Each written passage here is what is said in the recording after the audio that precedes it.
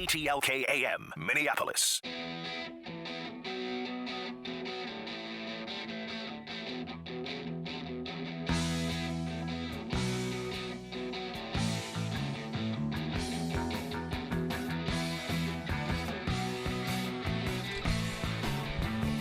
Twin Cities Newstalk AM 1130, 103.5 FM. Justice and Drew, along with Sam this morning. 651-989-5855 is the phone number.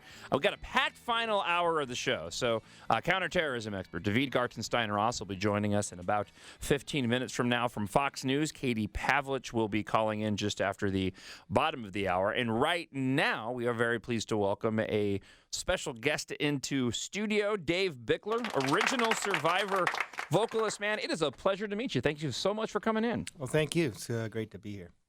You're here to take part in the Sovereign Wine Estates concert series. They've got a concert series going on. This is out in Waconia Vineyards all summer, and this is actually a really cool event because you're promoting the estates, and the concerts are promoting a lot of really great causes with these concerts. They're going to be happening outdoors. Your show is tomorrow night, Friday, June 23rd, and stick around because at the end of the segment we are going to give away some tickets for tomorrow night's show. Sweet. That's awesome. So what can people expect? Former original Survivor lead vocalist? Is there going to be some vintage stuff that everybody's familiar with? Tell people about a little bit about your show. Yeah, something old, something new, something borrowed, something blue. It's going to be that. I'm gonna play some Survivor songs, of course, and also I've got a record coming out, probably this summer of my own, and so I'll play something from that, and just it'll be all that mixed up, so it'll be good. And you're actually a lot of people might not realize this. You're a Minnesota native. I am. Well, not native, well, but you spent some time here. I was born in North Dakota, Okay. Bismarck, North Dakota, which is like the only town in North Dakota practically, and.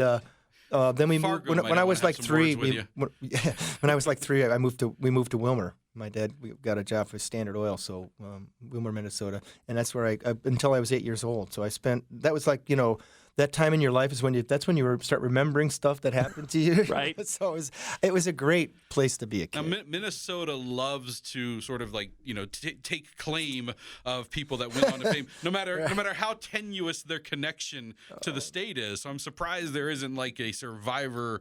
Maybe now that people know that we've shared this fact about you. The cat's out of the bag. You're right. We'll get some Dave Bickler. We'll get some Survivor.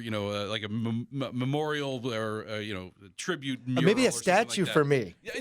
Everybody here likes to get a statue. We'll get you a statue outside of Target Field. I don't know what that would look like, though.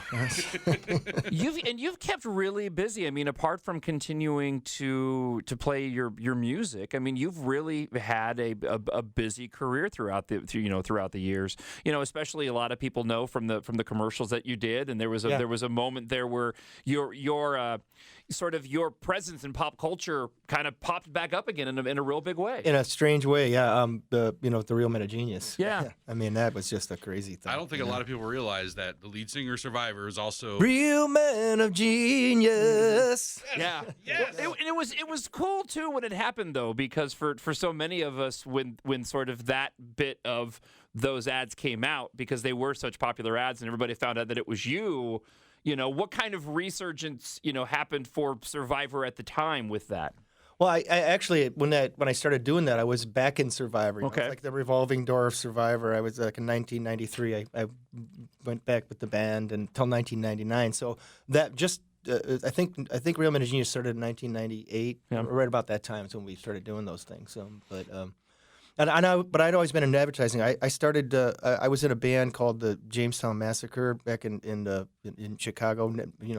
In suburban Chicago, Right. where we moved when I was 8 years old, and the bass player Mark Zabel, a good buddy of mine, his dad worked for J. Walter Thompson, and he told his dad, "So you should come down and see our band, and to see Dave because he's really a good singer." And so he hooked me up with a jingle producer, and I started when I was like 18 years old. I started doing commercials. Wow. So it was a lucky break, 35 years ago this month, and we had a lengthy discussion on it before the show started this morning. Rocky III, of course, Eye of the Tiger goes without saying. But we got into a discussion because of the Rocky movies were at least for me were a weird anomaly because we get stuck in sort of this trilogy mindset, and we forget that. Rocky 4 was Ivan Drago. Ivan Drago. And then 3 was Mr. T. And then which one did Apollo die in? But of course, 4. Yeah. 4. Attached to all that, was Eye of the Tiger, and I know you probably get asked about a ton, but that part of your career and Survivor. At what point did you begin to realize, wow, this song is taking off and changing things for us? Well, it's kind of funny because when we first heard about this, we actually had a short debate about, should we do this? Is this selling out? Is this because it didn't? And at that time you had rock songs in movies, but not embedded in the movie. You know what I mean? It was right. Like at the end or so, somewhere around. So but it was very brief, and they said, of course we should. It's a great idea. And so we had to do it really fast, But it's selling out. Yeah. Well, when I really knew that it was going to be huge is when I went and saw the movie. I went to the theater and saw it. We went through the whole thing. We met with Stallone and looked at the song against the film. And but when I went to the theater and the movie started and it started playing and people gave a standing O at the end of the opening of a movie, I went, oh my God, this is the greatest promotional vehicle of all time. I knew then that it was going to be big. I mean, because you guys had been around that wasn't like your first. That was our third album. Yeah, I mean, you guys have been around. You'd had some success. You'd been on the radio. People knew who you were leading up to that. But man, it was actually our second album, Premonition, that Sylvester Stallone heard. Our president of a record company, Tony Scott, he played that for him, and he said, "Yeah, I like those guys. See if they can write us a song." That's how that happened. Talking with Dave Bickler again. It's the Sovereign Estate Wines' solar-powered vintage rock and roll concert series. You'll be performing tomorrow night. We do have some tickets to give away here in a moment. When you started the band, was there a thought at the time of what you guys wanted to become, or was it just about we just want to make music and we'll see where this goes? Did you have any kind of plan at all? Yeah. To make records, be on the radio. That was the plan. Yeah.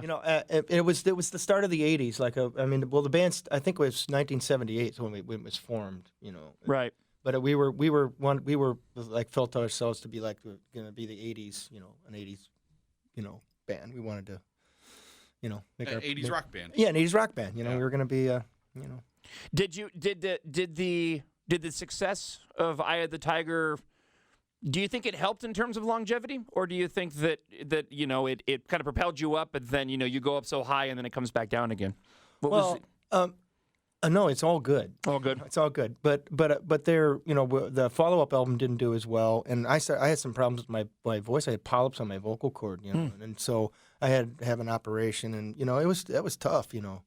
I actually when we were out touring for Eye of the Tiger, I couldn't talk because I had that surgery, so I had to have a little notebook, and if anybody's unclear about what it's like to not be able to talk, let me tell you.